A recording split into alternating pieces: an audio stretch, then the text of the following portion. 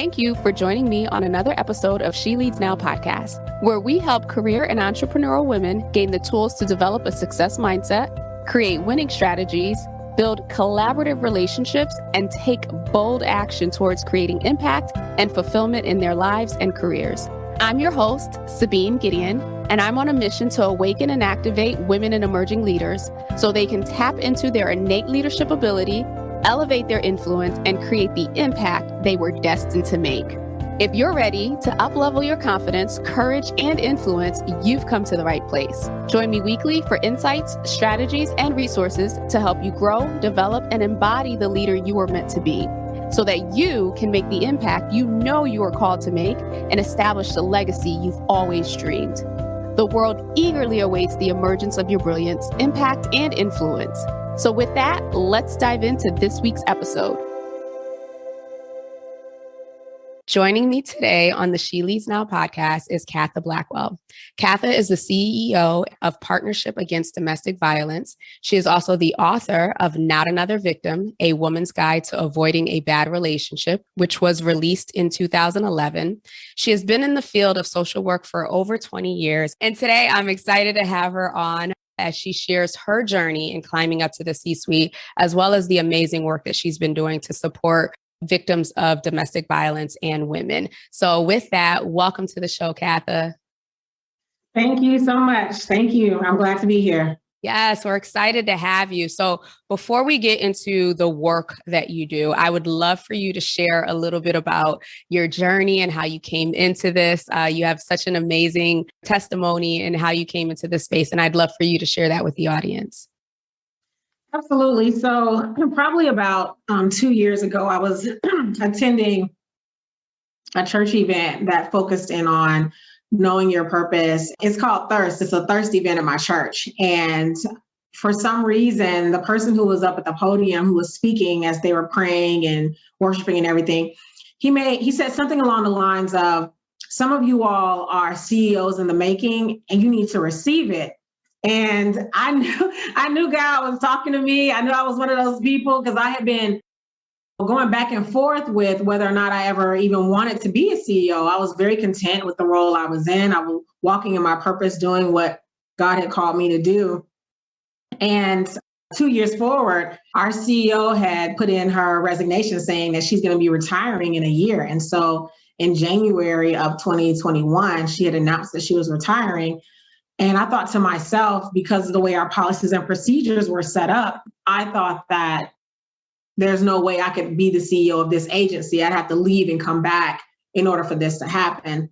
But then she had shared with us, the board has decided to look within as it relates to the next CEO. They're open to looking within the agency because they believe we have strong leadership and they're going to keep that option open as well. And so I was like, oh, okay, that's amazing. That's good to hear. And God just started working with me. And I started every morning, I started confessing, I'm the next CEO of PADV.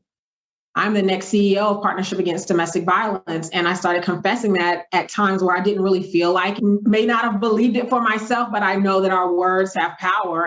And so I started confessing that, and I could see myself having a different walk and having a different mindset about myself, not shying away from opportunities to engage in conversation with people I don't know, but really realizing that God has a unique role for me in this space, and I need to own that in this time.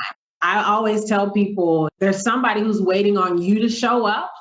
They're waiting on your gifts. They're waiting on your talents to be present in that space. And so stop putting yourself down, stop pushing yourself to the side and just embrace it. And along the way, once the opportunity came, probably in like September, for me to actually apply to be the CEO of PADV, I started studying as much as I possibly could about interviews and panel interviews, because it was supposed to be like a seven panel interview on a Saturday morning for 2 hours. And I started preparing myself. Even with that whole process, while I was waiting to hear about this CEO position, I had another opportunity to go in a different direction as a COO. I decided that I was going to let go of the COO opportunity and just stand in faith with the CEO position, not knowing whether or not they were going to select me, not knowing what would happen next. But I decided that I'm going to stand in faith. If I'm confessing this, my actions need to line up with my faith. If I'm confessing that I'm the next CEO, then my actions need to line up with that. There's no backup plans. I'm standing in faith. This is what's going to happen. And while I was praying to God about that, he said, Katha, it's going to be good. And so not knowing which direction things were going to go, none of those things, I realized that when God says something is going to be good, it's going to be good. He knows all the details. He knows what the outcome's going to be. And I just received that. And I was like, I'm just going to stand in faith for this position, knowing that even if I get turned down for this role, God still said it's going to be good. So there must be something else on the other side that's still good. And so, long story short, I was offered the CEO position, and I have just completely enjoyed and been so grateful for this opportunity. It's been an amazing journey. And so that's the story in a nutshell as it relates to the CEO position. Awesome. Thank you so much for walking us through that process. You're absolutely right. Whenever we're moving into the next best version of ourselves or that next level, there is a lot of fear that comes with it. There is a lot of doubt. There is a lot of insecurity, like all of our worry, like comes to the surface. And it's a matter of learning how to work through some of that, identifying, okay, well, what's coming up for me? How do I push past it? And for you, it sounds like your faith is a huge element in terms of helping you to move through that. So thank you for sharing that piece, because we sometimes see people at the mountaintop and don't understand that was not an easy leap, right? No. There was some crawling, there was some dragging, and there were some moments of being stalled in our own minds or in our own thoughts. So thank you so much for bringing light to that. Going back though, right? Because you've been in the space for a while, and I can only imagine that this is not an easy space to be in, right? Just because it's people at their lowest, people in their most vulnerable state. So tell us how you even got to the space where you developed a career in social work and now domestic violence. As a child growing up, from probably elementary school through high school, I was raised up in an abusive household. And so I saw that every day. I saw domestic violence in my face, like this is life. And I remember in middle school, I decided I wanted to become a lawyer because I wanted to put abusers in jail. I wanted to be a prosecutor. That was my goal. But once I got to the place where I was going up to college, I ended up going to Michigan State. And once I got to college, I started really just developing my relationship with God and just establishing that, getting more understanding of what my purpose is. What am I supposed to be doing here? What am I passionate about? And I was led to pursue a career in social work, which is amazing. Has been an amazing journey. But what I started off doing initially with my career is I started volunteering at a place that I wanted to work at. I started volunteering there, and eventually, probably a year and a half later, started working there as a residential counselor for domestic violence. And so I always tell people, like, when you're starting off your career, even if you're not getting paid, go and volunteer at that place where you want to be, offer to be an intern at that space, whatever it is to get you connected to going into that direction and doing that work. That's how you should, if there aren't any jobs available at the time, go and pursue it anyway, as it relates to a volunteer place or internship. And so I went in that direction first. And as I was getting my degree, I went to the University of Chicago and got a master's degree in social work. And throughout that process, I had internships at mental health facilities as well as domestic violence agencies. And I learned and grew at that time. Every time I had a volunteer opportunity or an internship, I always treated it as if I was getting paid full time. Like, that's the biggest thing. Sometimes people forget, like, oh, I'm just volunteering or I'm just interning. No, you're setting a name for yourself. You're almost pretty much building up your reputation within this community. And so when opportunities come, they can think about, oh, what about that volunteer we have? Or what about that intern? She did such a great job. I always treated every opportunity as if it were a paying job. And I believe that's what made the difference between me and potentially other candidates as it relates to just opportunities that came my way overall. Because I always treated every opportunity with the utmost respect. Got to work on time, got to that volunteer opportunity on time, did excellent work, and just did as much as I possibly could to just represent myself well. When we moved down here to Georgia, because we originally were in Chicago, when we moved to Georgia, I pretty much had to start over again. My husband had found a job down here in Georgia, and I was a stay-at-home mom for a good minute. Like, I think for the next 4 years, I was a stay-at-home mom. And here I am thinking, oh my goodness, my career is over. But it wasn't. It was not over. I networked. Some of the mom groups that I was a part of, they had executives who were also taking a temporary break from in order to just train up their kids temporarily for a little while. And even in those moments, I knew that wherever I go, I'm building a name for myself. I want people to know Katha Blackwell. That should be a name that has a positive ring to it, not a negative one. So every circle I was a part of, I represented myself, my family, and my faith in those circles. And then even in volunteer opportunities, I did the same thing. So I really encourage people to really embrace opportunities that come your way. Don't take them for granted, because you never know who's in that circle that may be your next connection to that next step in your career. Absolutely. Thank you so much for sharing that. And you really just opened the door for me to talk about networking again, because I do absolutely believe in the power of networking, of building relationships, of being able to provide resources to others and then being able to tap into their resources. And so really that community building aspect of it. And so I love the fact that in your time away, if you will, from your corporate career, you still actively networked and you partnered with other individuals. I think the question that I wanted to ask, because I've encountered some individuals who they've either been in the workforce like you, and then due to circumstances have had to transition into being at home, especially now with the Great Resignation or whatever they're calling it these days. We've seen a lot of women having to make the decision to leave the workforce to take care of family, whether that be their children or aging parents. And so I'm curious, during that process, like I'm pretty sure there was some emotional stuff that you had to work through as well.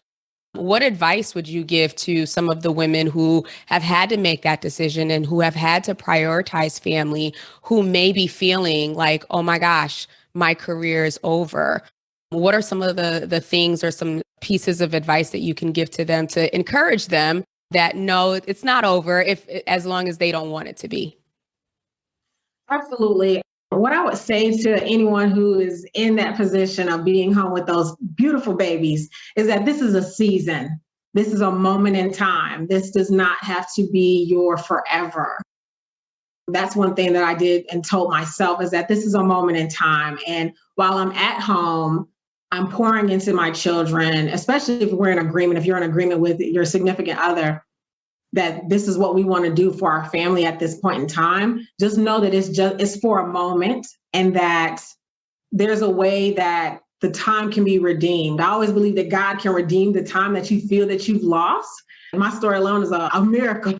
But I would encourage them to know that this is a moment in time, and that it's okay to do part-time things, even if it's just volunteering somewhere, or even if it's writing and dreaming. I remember I used to journal about how I wanted to see my career go after this season, after this moment of getting these children to a certain age. I used to journal and write. And even with my book, I produced that book while I was staying at home with my children. I was able to just write and do all kinds of things. So I would encourage them to know that this is a moment in time. This is not going to completely end your career altogether. There are several women who are now in C-suite positions who took time off to take care of their family, or took time off to reflect and think through what their next steps are going to be. And I wholeheartedly believe what God has for you is for you. I wholeheartedly believe that. And as long as we're walking and doing what we are wholeheartedly believing in, I believe that things work out for you, will work out for your good. Yeah. Thank you for sharing that. And on the other side of that, right, when it was time for you to step back into the workforce, what were some of the initial things that you did? Obviously, you were already building your network, you were building the relationships. You were very active in the community, but what were some of the other things that you did, tangible things that you could share if someone is possibly considering coming out or they're getting that clarity of what that next phase of life looks like for them? So one thing I would do is I'd go and connect with training opportunities that were available online or go and attend a class to just to sharpen my skills. The longer you stay home, sometimes the harder it is for our brains to like process back into what we know. So what I would do is I would go and attend trainings, go to different classes, whether it be online or in person, but just to sharpen my skills, sharpen my abilities, and then also connect with someone who's doing the work that I am interested in doing and build up that relationship as well. That goes back to that networking piece, but that was crucial as well. And then positive self-talk is very impactful. So like there are times where people look down upon people who may stay home for or have a large gap in their career. And they look at that resume, they see like, oh, there's a 5-year gap here. That's not necessarily a bad thing. There may have been a time where you were focusing in on your family or for whatever reason didn't go back to work. But even going into those environments, people may not think that you are strong enough or qualified to do this work, or maybe there's been such a large gap that they think that you're not good enough. But I encourage people to just continue to have positive self-talk and just show them. Even when you're staying at home, you're managing your home, you're managing your bills. That's finance. So there's a multitude of skill sets that you have in front of you, but people don't always label it that way. But even right now, this is social. This is networking and social media and different things of that sort. That's a skill set. And so just being mindful of the skills and gifts that you do bring to the table that other people may not have is very beneficial as you go back into that work setting. Awesome. Thank you for sharing that with us. Just going to make a slight pivot here. And so here you are, you've taken time off, right? You've poured into your family, you've come back into the workforce, you've climbed your way up and are now gone from peer to leader in a relatively, I'll say, short amount of time. It probably didn't feel short for you. But as you think about it, right, because we know that even with newer leaders who are peers, when they get elevated to the next level, there's a lot that they have to kind of work through, right? There's a lot of positive self-talk. There's a lot of reinforcing things. So talk to us about your experience going from, and I know you were already in a leadership capacity prior to being elevated to CEO, but how has that transition been for you in your first 90 days? It's actually been a really good transition for me. And one reason why I think it's been very positive for me is because I always was a professional coworker. I never really became friends or buddies per se. I'll use the word buddies. Professional, friendly, yes, but not friends or buddies in a sense. When it came to my peers, I didn't connect with them on Facebook or, any other social media platform outside of the professional LinkedIn profile. Other than that, I didn't connect with them in that sense. I wasn't going to birthday parties or any of those things outside of work. I kept a level of just professionalism as it relates. Not to say that that's an unprofessional approach, but for me, having those clear boundaries made it easier for me to get into this seat. If I had a bestie that was one of my peers, I could see how this could be a difficult transition from, oh, we were besties, now I'm your boss, or now I'm your supervisor. But because I already had a professional, business relationship with my peers, it was easy for me to step into this role because I'm still the same Katha I was at that point in time as well, where this is the direction we're going in. This is the vision I see. They were already familiar with how I do things. And so it's been a good transition. I'm so glad to hear that. And related to that, right? Because it sounds like the individual who was the CEO before recently retired. And so we know that sometime in organizations, when there's massive change like that, right, there's a lot of plowing, right, and laying a new foundation. And so what has that transition been like for you in terms of being able to maintain the integrity of the mission and the vision of the organization, but also putting your stamp and your vision and getting buy-in from your former peers and team members? Yeah. So with the whole shift of change is big. Like the way you approach it can make or break your agency, really, I believe. And so for me, when I first started off, that first all staff meeting that I wanted to have a speaker come and focus on change. It was a motivational speaker that we invited in, and he spoke to us for about 30 minutes about dealing with change, adapting to change, because everyone deals with change differently. And so being mindful of that, I wanted us to go ahead, let's just rip this Band-Aid off because change is coming. But one thing I've learned and I know is beneficial to any team that's going through change is to have a gradual change, not all at once, but just a gradual ease into a change. Like there's a lot of things I would love to change immediately.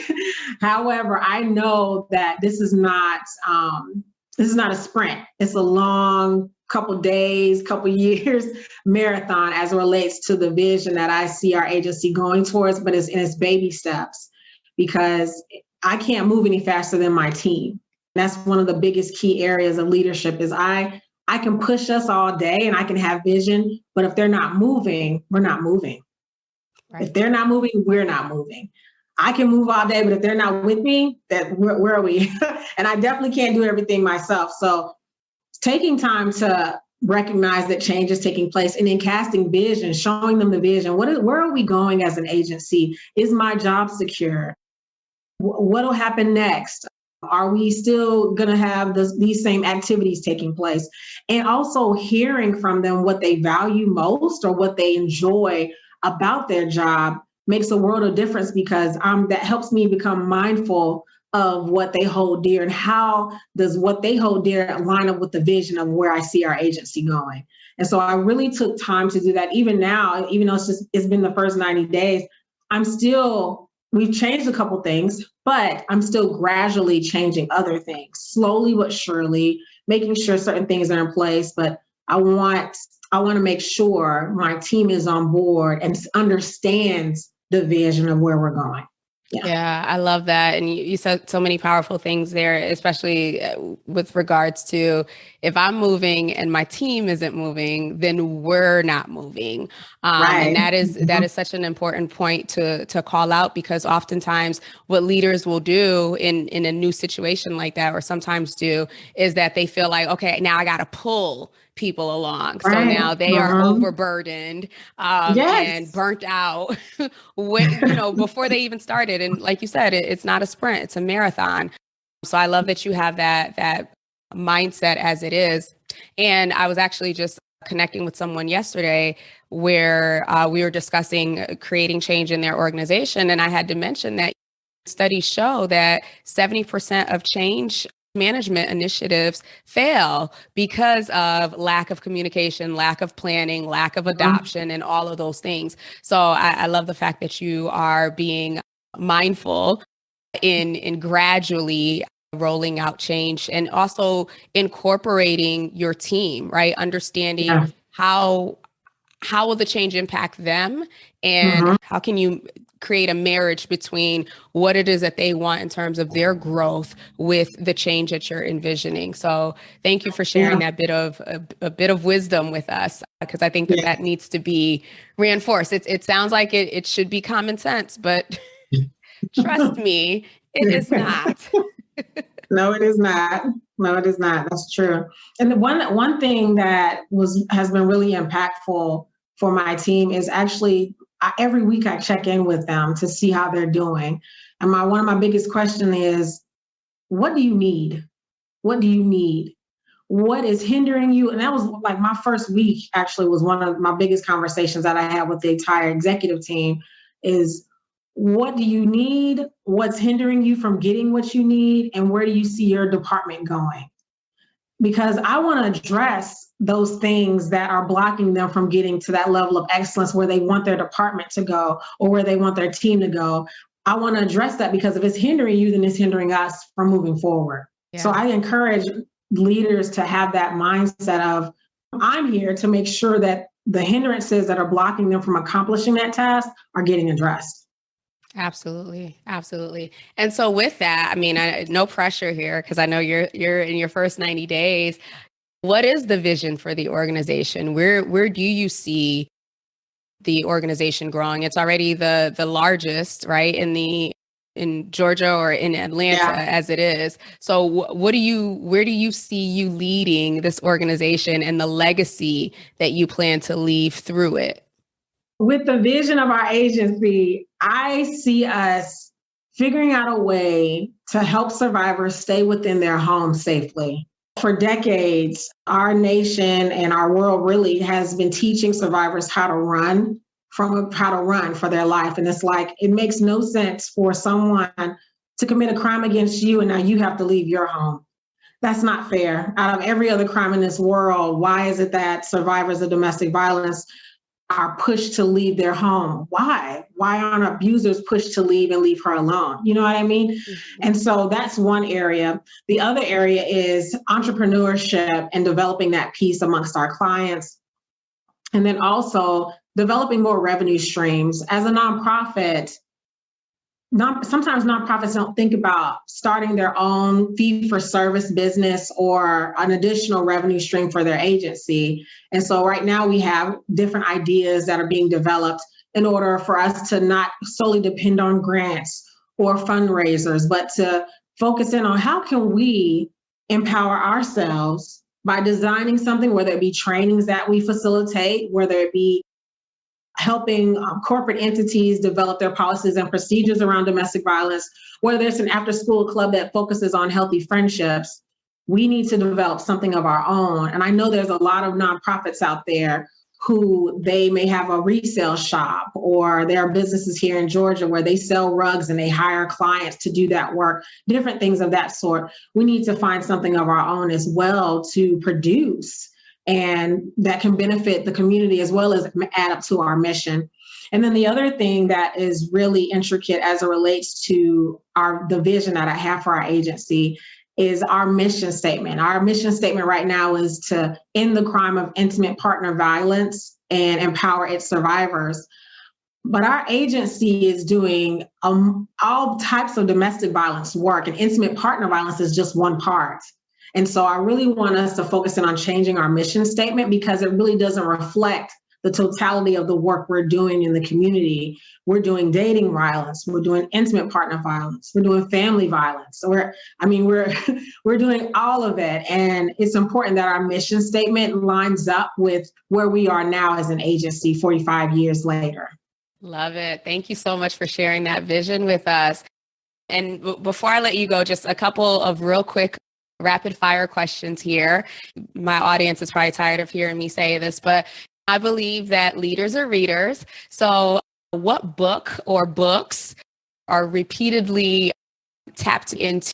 John Maxwell's 5 Levels of Leadership. That's one of my biggest. I love that book. That's my favorite. And I actually have Radical Candor by Kim Scott. That's on my bookshelf as well. Those books are just a wealth of knowledge, wealth of information, and also Battlefield of the Mind by Joyce Meyer. That's huge as well. So tapping into those books reminds me of my leadership capacity, where I am, especially with John Maxwell's books. He's always reminding us that you can't make somebody follow you. That's not how that works. And so he goes deeply into that information. And so I always try to reach back and remember that when it comes to leadership, I can't make somebody follow me. They have to want to do that. And so building up those relationships, being your authentic self, like in Radical Candor, they stress being authentic as whoever you are at home, you should bring that person to work. I try to do all of that and making sure that I am who I am at work. But I'm also authentic. I'm not putting on a face, but also being mindful that everyone's values don't necessarily line up with mine. And that when it comes to having people follow you as a leader, they have to want to follow you. And you do that by building relationships with them. Absolutely. I'm a student of John Maxwell as well. Thank you for sharing those book recommendations. We'll definitely include them in the show links below. As far as ways for people to connect with you, to touch base, to learn more about the agency and the organization and support this amazing mission and vision that you have and that you plan on carrying out for the next several years, how can the audience get in touch with you? visit our website at www.padv.org. Awesome. And on social, where do you hang out the most? I hang out on LinkedIn and on Facebook. Yeah. Okay. And Awesome. it's Katha Blackwell there as well. Mm-hmm. Awesome. So we'll include your LinkedIn. So definitely if you want to connect with her, are there any major projects or major initiatives that are on the come up that you're possibly looking for volunteers or individuals to connect with in the community? Oh, absolutely. We just recently started welcoming volunteers back into our shelters to do work with clients. And so we are open for people to provide meals to clients if they want to come and cook a meal on site, or if they want to prepare it at home and then bring it to clients on site. We welcome that. I don't know anyone who doesn't love coming home to a home cooked meal, and our clients love that. So if you have any volunteers who love to cook, this is the place for you. If you enjoy reading story time or baking cookies for kids, this is the place for you. Awesome. And Katha, thank you so much for coming on today, for sharing your journey, for sharing your experience, the nuggets of wisdom around leadership and leading your team and your own personal transitions. All of Katha's information will be in the show notes below. Please be sure to connect with her. Let her know that you heard her on the She Leads Now podcast. And with that, I will see you all next week. Take care. Thank you for tuning in to another episode of She Leads Now. Be sure to join us next week for another transformative discussion to help you grow, develop, and embody the courageous leader you've always been. Be sure to subscribe to the show to get alerts when new episodes drop, and join us for our next Leaders Lounge meetup on Zoom. Details and dates for future sessions are included in the show notes below, so take a look there or head over to SabineGideon.com/lounge to register and hold your spot for the next session. Again, that's SabineGideon.com/lounge to grab your spot. Excited to connect with you all inside the lounge. Talk to you soon.